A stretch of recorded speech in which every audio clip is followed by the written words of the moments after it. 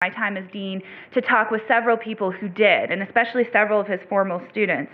And it is clear that he was much beloved by his students and his colleagues, and he was incredibly respected amongst his peers and within the academy.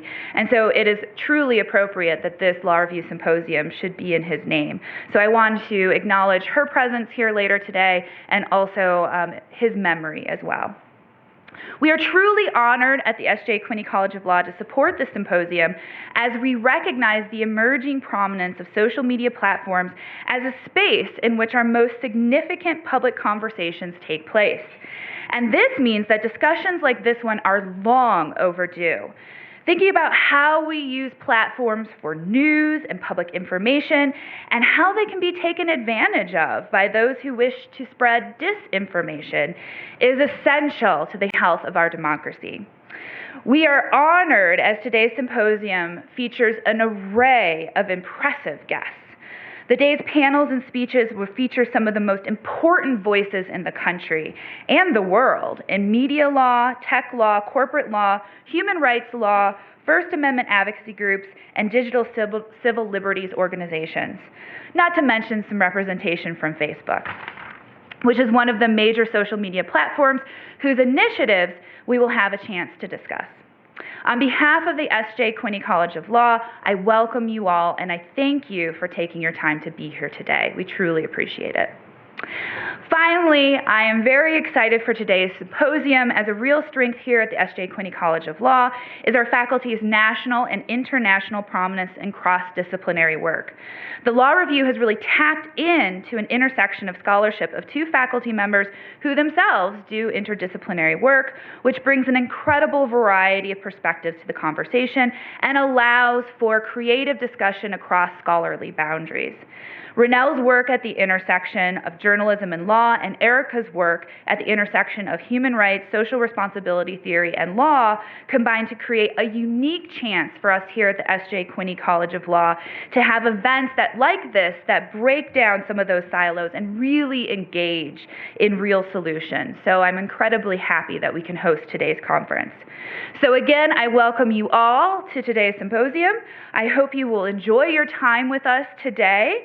And I will now turn the podium over to Professor Ronelle Anderson-Jones, who will introduce our first speakers. Thank you so much.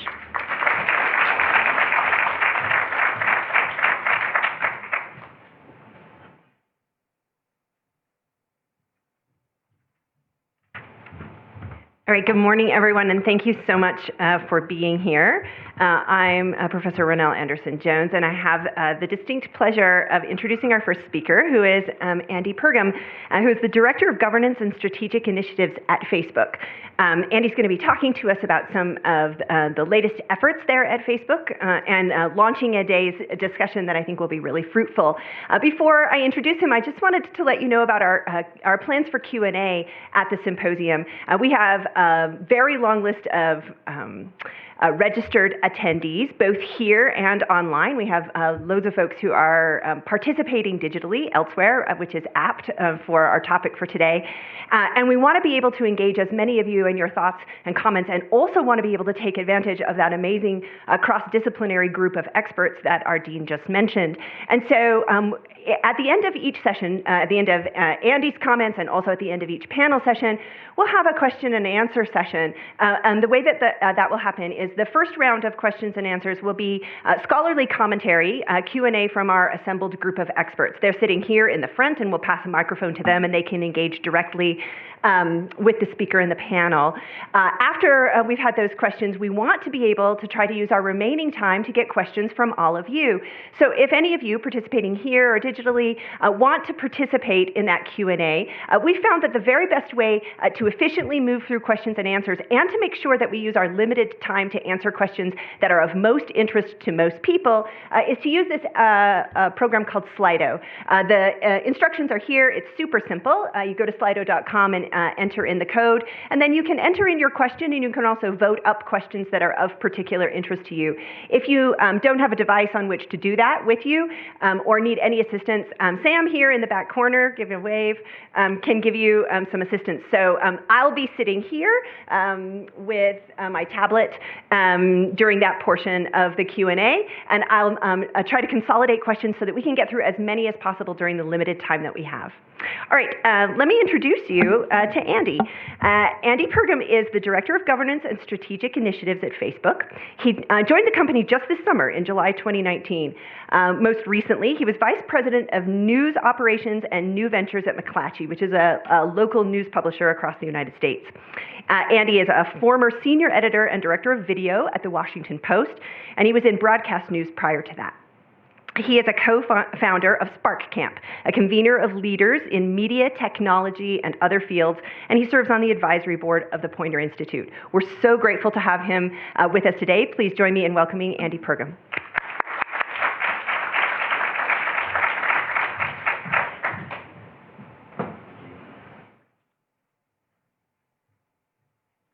Thanks. Good morning, everyone. Thank you for that. It's a pleasure to be the warm-up act here for you. I appreciate especially students who are here prior to 9 o'clock in the morning, A+ or whatever. To be fair, it was actually my suggestion that I join at the beginning, just to sort of lay. Obviously, I think I had a feeling that Facebook might come up today, and so thought, gee, maybe it would just help if I could help offer a little bit of what's going on behind the scenes, and then be available throughout the day to participate in the discussions. Thrilled to be here, in part because every single topic that we're talking about today is of great importance to me and to the company, and I think the company is taking its responsibility very seriously. My background, by the way, just full disclosure, I'm not a lawyer. I'm not even a 0L. I'm a -1L, I think might be right, or something like that, -5. I would like to be. It's actually it's a surprise because my family would have thought that I was going to be a lawyer because when I was 5 or 6, I marched out of my bedroom with a briefcase that I laid on the floor in the living room, stood on, and then unfolded a copy of the Bill of Rights to explain why I didn't think I had to go to bed at a certain time. I didn't need a bedtime. It's not in here. Anyway, but despite that, I did not go on to law. My background, I spent, as you heard, 2 decades in leadership roles in the news business. But fundamentally, I care about how people get their news and information, and what the right path to civil discourse looks like or could be. I joined a couple months ago in this role, which is specifically focused on changing how the company consults with and relates to the outside world, particularly on some of the most the thorniest of problems, as we call them, the things like content governance, news and information more broadly, some of the things that, again, we take very seriously. And so with that in mind, there are countless things we could talk about, but limited time. So I thought we'd focus on 2 efforts, both of which touch upon some of the key themes. One, attempting to highlight potential misinformation faster and with more certainty. That's the product piece that you see up there. The other is the construction of an independent oversight board for Facebook that obviously the policy side, particularly focused on content decisions. The big picture here is to ensure that Facebook is being held accountable to building the best and most defensible solutions to some of these most difficult problems that the company faces and that society faces too. So that's what I'm here to do. And then I'm going to try to get through this so we can make sure we have time for Q&A, because I'm looking forward to that. First, in the ongoing fight against misinformation, so Facebook teams inside are exploring how to scale solutions. There are 1 billion pieces of content published a day, and so figuring out how to solve for that requires a big solution. And a note on co-design, this term for those who aren't familiar, it means kind of what you think, collaboratively designing and building solutions with a variety of stakeholders along the journey. So it's not off tucked away in a room, it's actually doing it to the extent you can in public and with the right people. And we'll talk about what that journey has looked like. So I wanted to highlight one idea that we've been exploring, and we first talked about this, the company did, back in April, one that we hope will enable us to help leverage Facebook users to more accurately predict greater quantities of misinformation more swiftly. So a little bit of context on the challenges, how Facebook arrived at this idea, and how we've been working with those outside voices to solve for it. Let's talk about first the problem that we're trying to address. So it goes without saying, misinformation is one of the company's most pressing and scrutinized issues. We know that. We're under an immense amount of pressure to do more to tackle viral information more quickly. And currently, the way that Facebook primarily takes action against misinformation right now is through showing content that's been rated false by independent third-party fact-checkers lower in newsfeed, just lowering what's been proven false. And the company has talked a lot about how this greatly reduces future views on that content, and how this partnership has greatly reduced the spread of misinformation over the last several years. However, we haven't talked a lot about the challenges that remain with this work, namely that the scale issue. Fact-checking is just limited in scope. No matter how many partners we bring on, there will always be a finite pool of trained professionals able to do this, and we need better tools to tackle those billion pieces of content produced a day. Second, the latency. It just takes time. Former journalist, you know that it takes time. It takes time to do good journalism and good fact-checking, 2 to 3 days or so to produce the right type of fact-check to enable us to take an action on that piece of content. And last but not least, the reality, this should come as no surprise, people share things without fully reading or critically thinking through what they're reading or sharing. And this is especially true for sensational content on the platform, content that triggers emotional response in the brain and is often how misinformation spreads. So if we take a step back to review these challenges and how misinformation spreads, we've been thinking a lot about how Facebook could support information that people would want to distribute only after they took the time to actually evaluate the piece of content. You imagine one fairly straightforward solution to that could be Facebook simply asking that every person do a bit of research and apply critical thinking to vet information that's in front of them before they interact with it or share it. We know through research and a little bit of our common sense that we cannot rely on people to do that. And so what our teams have been exploring is, might it be possible to approximate the results of what the Facebook community would conclude if they were to go about that process for every piece of content? Because if we could do this, then it might become an extremely valuable signal to help understand what type of content should be prioritized for fact-checking to bring it off the platform faster. What's different, though, about the development of this idea is that we are not exploring it alone or inside those walls, as I mentioned, in Silicon Valley. Over time, it's become a lot more clear, and this is one of the reasons I joined the company, that the company cannot operate that way.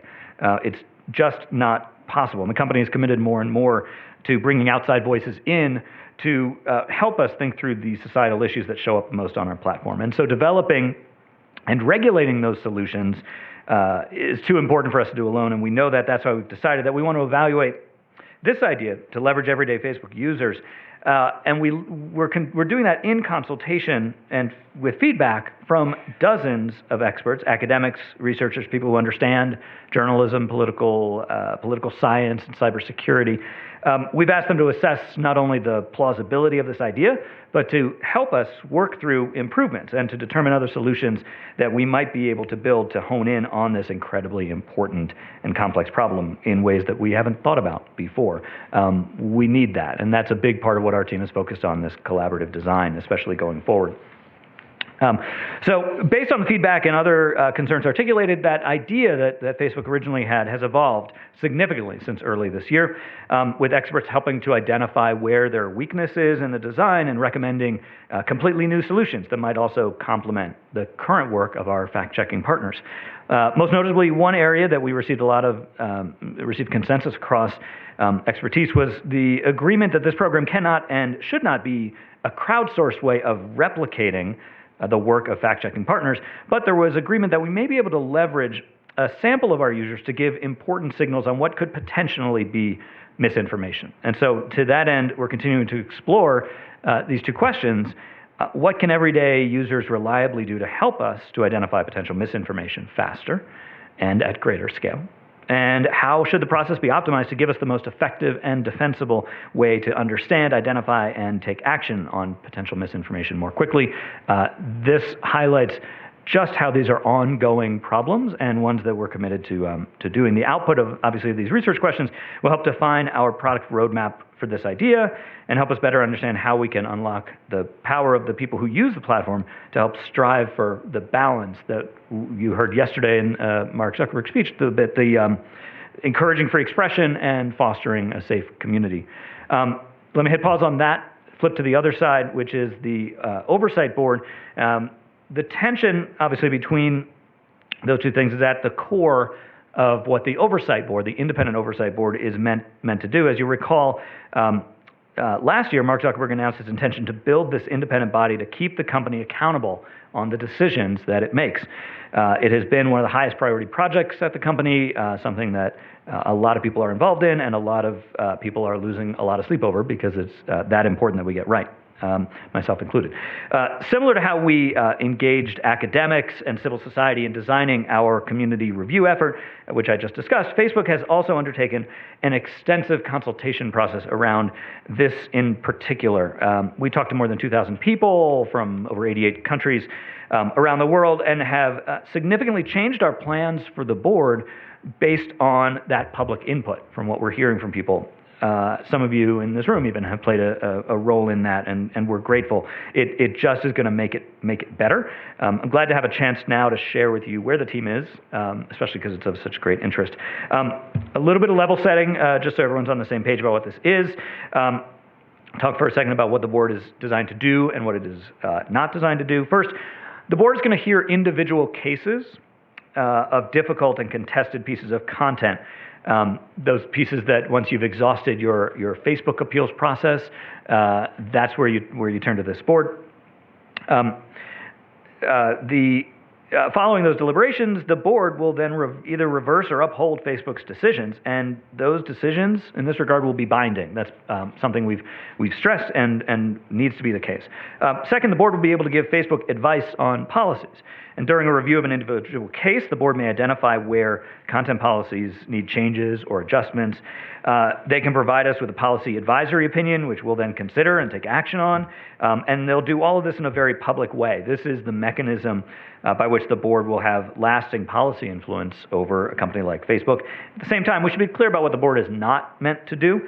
It won't be able to provide judgment on a vast majority of our content decisions. Of course, so a billion pieces of content a day, we make millions of decisions each week. And so the board will only be able to hear a small number of those, but obviously highly emblematic cases. Facebook has a responsibility to address these issues, and the center of gravity for content moderation will remain with Facebook. This is not a way to outsource those hard decisions. The company still needs to make those decisions. This is a way to hold the company accountable. In addition, the board will be limited to content decisions. And we know that people want to see oversight over a whole range of areas, including AI and data privacy and so forth. But this board will only be successful if it can bite off what it can chew. And so we're starting in that area. Obviously, it may morph over time and is set to be independent. But that's where we are at the outset. So briefly, who's going to serve on this board? What will it eventually look like? So we believe the board needs to be as diverse as the many people in the Facebook community, people all over the globe. While it can't be perfectly representative of 2.7 billion people, we intend for the board to include outside experts from a variety of backgrounds, geographies, disciplines, including human rights, speech, journalism, safety, and law. And over time, the board will grow to about 40 global members, experts who have demonstrated they're credible, principled decision makers, effective communicators. Here's an example, by the way, of what's changed through this process. You could imagine when you set up something like this, you might want to say, okay, here's the board of 40, have at it. Instead, based on consultation, stakeholders and partners told us it wouldn't be legitimate if we just chose those members alone. And so where Facebook is selecting a few co-chairs, they will then select the first set of members, about 15 to 20 with us and with an executive search firm. And thereafter, the selection process will, over time, shift to the board itself once it reaches that full capacity. Both the board's decisions and Facebook's responses will be public. I mentioned this. It's key for transparency. The board will eventually result in a body of public reason giving, and Facebook will respond to those. Thus, it will bring difficult debates on content into the public sphere, and we welcome that. Demonstrates the trade-offs that need to be made when balancing free expression, safety, and all those other important values. Similarly, we also heard through the consultation that Facebook should not pay members directly. Obviously, this would undermine the ability for the board to exercise its independent judgment. They should not be beholden to Facebook. And so we move forward with building an irrevocable trust. And it will be key in providing a layer of separation between the board and Facebook, a critical piece of feedback which we heard loud and clear. The trust will have fiduciary duties, and as such will oversee the sizable multi-year funding. We're funding it with enough money to run longer than the terms of the people who are on the board. And that was important. It needs to be that independent. So what's coming next? Last month, we released more information on the board and on the revised charter that many of you saw and commented on, opened up a recommendations portal for people to recommend either themselves or other people to be members of this board. We are sifting through all of those, and we have teams working on this. As we move forward over the next couple of months, we'll be releasing more information about the trust, more about the board's bylaws. These documents obviously provide more detail on how it will work, while also setting out some of the board's initial rules of procedure, and we're working through how do we do this in a way where it's not simply Facebook deciding it, but some parts of the board are able to represent this is the way that it needs to operate. And then next we'll announce the first group of members by the end of this year. The goal of having the board meet for the first time and hear cases sometime in the first part of 2020. So, ran through a bunch of this very quickly. That's a brief look at some of the latest plans. I think both of these efforts will be crucial for how we address the governance of content, of news, of information on the platform.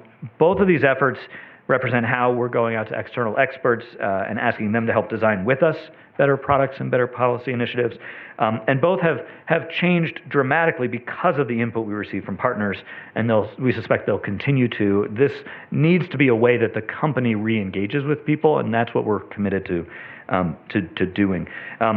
We know that the issues that we face in this era, free expression, misinformation, content governance, they're too consequential for Facebook to address alone, which is why we're committed to this. And again, we all believe it's our responsibility to get it right. It's that commitment which drove me to joining. And with that, I really am grateful to be here with you. I think I mentioned to someone that every single topic in the symposium is of great interest to me personally and professionally, and so I'm thrilled to be here. I've also brought along my colleague Amber Heffernan, who is on the same team as I am. So we're working on how the company does this, and she's particularly focused and has been for her time at Facebook for quite a while on news and information and how we intersect on the product side for getting that right. And so she's also here to help answer questions too. We really are happy to engage in this conversation. And so with that, I believe I'll open it up for questions. Thank you. I'll pass your applause on to my mother, who will be thrilled that I... Okay, let's start with our assembled symposium experts. Is there anyone in the group who has a question for Andy? Okay, seeing none. Great.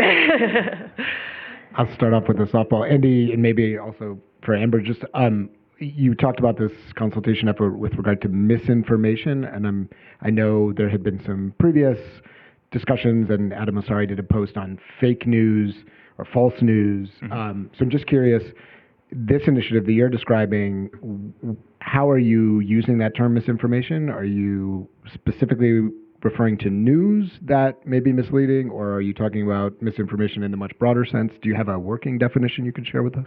Yeah, misinformation more broadly. Amber, this is your day and night. It's a great question. I think Facebook has not done Amber, feel free to stand up and address the group. Yeah. Okay. Is the mic working? Yeah. Okay. I think so. Okay. Hello? Okay. Historically, Facebook has not been good at defining what we mean by that. And I think we haven't really met people where they are in their definitions of fake news, false news, misleading information, disinformation. We as Facebook use misinformation sort of to capture the whole gamut. So it's the spectrum from very, small misleading claims that are not harmful to the worst of the worst in disinformation. So that's what we mean by misinformation. So the program that we're building is meant to help us address that spectrum, and we expect that it will be better at identifying certain types of misinformation than others. Ideally, what this program would do would potentially help us with sort of the lower hanging fruit, so that the fact checkers that one of their biggest complaints is that their fact checking queue is not very good, and we're not doing a very good job in prioritizing content for them. And so they're spending an enormous amount of time sifting through content trying to figure out what they should fact check. So if there's a way for us to actually prioritize that better, they're going to be spending a lot more of their time actually fact checking rather than searching for content to fact check. Is that great? Yeah. Thank you, Andy, for the remarks and for being here. My question is about the consequence of the dissemination of misinformation. This is content takedown, but if you have repeat offenders or a source of content that over time is reliably unreliable, what would be consequences? Could you ban someone? Is this also about banning the producer of content from the platform? What would have to happen there? That's a great question. I'll start off an answer and then would love for you to jump in. This specific project is around how do we really line up for fact checkers what they need to go look at. The rest of how Facebook handles misinformation or actors who may spread misinformation is still subject to the way that Facebook works. I don't know if you want to expound upon that. Yeah. So we do have a policy at Facebook on repeat offenders, and so pages or domains that repeatedly share false news get sort of a mass demotion on all their content once they actually hit a certain threshold. They also lose monetization rights and other consequences. Does that answer your question? Yeah, great. Hi, thank you very much, Andy, for your comments. The news accounts, many of the news accounts so far about the Oversight Board have been talking about it as if it is Facebook's quote-unquote Supreme Court. And that leads me to think that perhaps what's being talked about here, or the sort of the myth of all of this, is that that Facebook is engaging in a design of government, that Facebook sees itself as a government, and that it is designing something akin to what was done at the founding.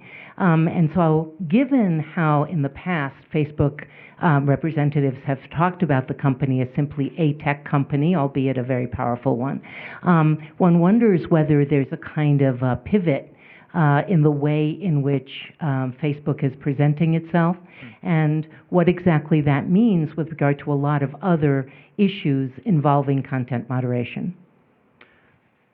Great question. So the Supreme Court analogy obviously makes some sense. It also doesn't make sense in a lot of ways. And so I think generally we're steering away from that as a way to think about it. I think it's might have been a way to help sort of frame it early on, but it's something quite different and needs to be in part, I think, because there's a recognition that it's not a government. I think, and in fact, our leadership has been quite clear about welcoming regulation to some extent, and like that there's a need, and that we can't do it alone. To your point on whether this symbolizes or signifies a shift in that, I'm not sure it's as much a shift as more of a recognition that this is the world that we're in, and we have a responsibility to get it right, and that responsibility can and not should be Facebook's alone, and that there needs to be greater transparency about that. There needs to be an external body that can hold it to account, and that can do so in a very public way, and that it to some extent represents this global thing much larger than lots of countries in the world, that where 2.7 billion people interact. There needs to be a way to help govern that, and that's a part of why this team was formed, was to help figure out how do you govern that in a way that takes into careful consideration the balance there of yes, we want people to be able to speak freely. We also need to manage for safety and for human rights, for all the things that matter. I think part of what's really interesting about this whole challenge is there are no easy answers to it. And I'm not sure that even once you get this board up and running, that it will solve all of those problems. That it will be ongoing. I think, though, when you look at where this country is, it's an ongoing experiment too in many ways. So I think that this is the right next step, and I think that internally that's how people are thinking about this, is that we need this, and we need to figure out how to do it and do it in the right way. So I hope that addresses your question. It's a good one. Great. Andy, I want to ask you a couple of consolidated questions from, as you can imagine, our Slido audience is super interested. Really? I'm just going to, I see two broad themes that are emerging from the audience, and so I'm going to ask them in just two questions because that's about the remaining time we have. The first question is focused on ads, in particular political ads, and no surprise because that's been in the news, and so I'm just going to sort of give you a flavor of them. Things like, it's one thing to curate a news feed, but what about potential misinformation in Facebook ads paid for by advertisers on which Facebook relies for revenue? Isn't it the case that information that's proven false by independent fact checkers is still allowed on Facebook, and particularly in advertising? Didn't I hear Mark Zuckerberg say yesterday that it wasn't Facebook's role to filter information, however false, that's being posted? I have a concern about misinformation that's being deliberately created by political candidates. My sense is that Facebook sees this as newsworthy information and keeps it up, but isn't this more threatening than false information spread by an average user? So the thread here is people are concerned about what they're hearing about falsity in ads and about Facebook's relationship to fact-checking within political ads in particular. I wonder if you could speak to some of the things that people are hearing in the news and are curious about on that front. Sure. So I can speak very briefly and at a high level. I think that part of what others have said is where we ought to be focusing our attention. I think the idea is that that speech from politicians ought to be held accountable in the public's eyes. I'm not taking away any Facebook responsibility from that, but that it needs to be able to be scrutinized in the open. And I think that part of this is obviously a complicated and ongoing matter, but that if you were to remove speech, I think it also then raises a lot of questions about the power of incumbents and the power of people who have money to spread different messages. I think there's also a complicating factor around what, a lot of the political ads are actually issue ads, and that may actually, you might inadvertently be limiting conversations around issues too. Beyond that, I would need to defer to the way that we've been talking about it more publicly. I'm here to really talk about how we've been working more collaboratively to solve it. I think this is a perfect example where there will be more conversations about it, and there should be, and there rightly should be, with the right people around how some of this may even fit within scope of the board and how we need to be thinking about it. Excellent. The other broad theme that we see here that I just want to give you the chance to speak to, there are maybe a dozen questions that are on this question that want to know how the solutions that you're referencing, how, if at all, the solutions that you're referencing might tackle folks who are not people who use Facebook or everyday Facebook users, but sort of malignant users like hostile foreign governments. Several people are asking things like, how does Facebook intend to address situations where state actors are the agent of disinformation? Do the solutions that you spoke of today, will they in any way tackle state actors who can control Facebook's access to markets? So I'll give you my short answer. Amber, feel free to jump in. Look, I think this is meant to look at content broadly. This is not meant to exclude anyone or focus on anyone. So to that extent, I think my gut is that this is meant to look at content more broadly. Do you have a Yeah, perspective? I think if the question was targeted on the misinformation solution that we were talking about, we have an entirely different part of our organization that works on inauthentic, coordinated behavior of actors. So this is on the solution we were talking about is on the content level, on single pieces of content. But we have entire teams looking at fake accounts that are coordinating between one another, and we're taking those down on an account level. And that's actually removing the accounts, which we do not do on the misinformation content level, but we do take coordinated fake accounts off the platform because fake accounts violates our community standards. Excellent. Okay, it's time for our break, but thank you so much for your time. And I'm positive, because these folks are staying here, that we'll have lots of chances to have ongoing exchanges in the panels that come. So thanks for your time this morning. Thank you.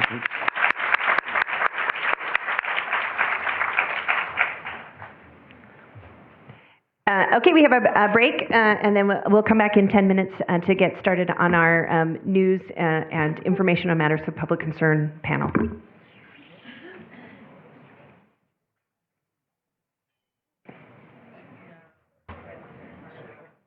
Yes.